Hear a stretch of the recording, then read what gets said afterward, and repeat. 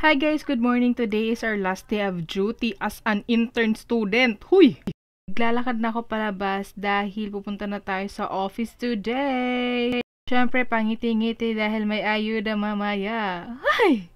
For the commute ang person. Dahil guys, walang magsusundo sa atin for today's vlog. And after 45 minutes, ayan na, nakarating na tayo sa office. Ayun na. As an ingitera si Joyce, siya na lang ito nag-voice over, no?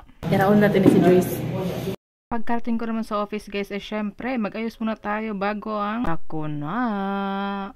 At eto naman din si Joyce, sinamahan ko muna siya dahil nga maaga pa today. Bala yun nga, hindi pa ako nag-breakfast, kaya naman, breakfast, wow! Palabas kami at pumunta kami dito sa Bread Point para bumili ng tinapay. Pang palabas na nga kami, guys, tinatapi kami si Dorinil. Mga anak sa maya. Grabe, sa totoo lang, ang bilis talaga ng panahon. Nag-start pa lang kami dito mga February 1. Tapos parang isang idlip lang, tapos na kami sa intern namin. Oh my God! Miss ko talaga to. Huy! Isa din to sa may miss ko. Yung nakikita nyo sa dulo, yan pala yung mom namin. Isa din siya sa mga empleyado dito.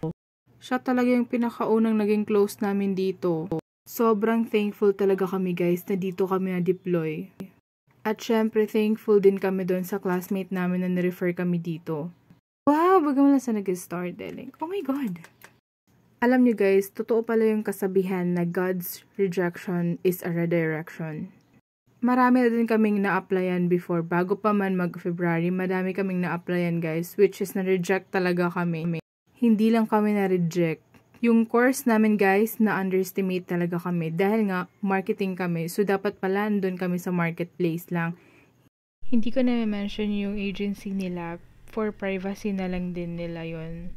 Kaya naman, thank you Lord dahil dito mo kami niland.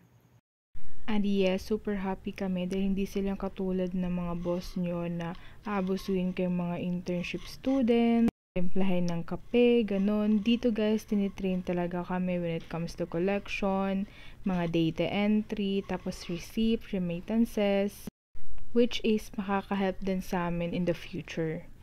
At syempre guys, thankful din ako sa mga nakasama ko dito sa OJT ko, which is yung mga classmates ko. Syempre yung area manager ko, tapos yung area manager ng every division. As in, ang babait nila guys. Hindi naman kami siguro magtatagal kung hindi sila mabait. At syempre, hindi lang yung mga coworker ko yung mga miss ko. Yung mga kapitbahay ko dyan. Pag-ibig. Dito din ako minsan tumatambay pag alam kong, yes, opo, sumisikip na po yung pants ko. Healthy po kami dito. Yun lang.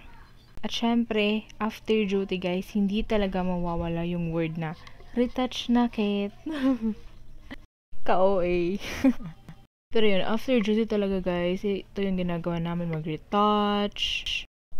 Oh my God, nakakapagod pala mag-voice over. Cut ako ng cut. Ano ba yan? Basta guys, after duty naman nag-retouch kami. Tapos Dani Sera nalakat. Tapos Dani ako napod sa era. Tapos Dani naulak dayon. Basta, asya to na naman life. O diba guys? Ang hirap mag-voice over. Sana all. May energy para mag-voice over. Huy! Bali na-invite nga kami ni ma'am dito sa bahay nila para mag-snack. Oh. Fast forward, tapos na kami. Ayos na guys. Busog na busog na. Huy! Thank you pala sa mga mom namin. Mom Bing, Venus, and Mom Myrna, and Mom Mary Jane. Thank you so much. Wow! May miss ko kayo. Okay, yun lang guys. Bye!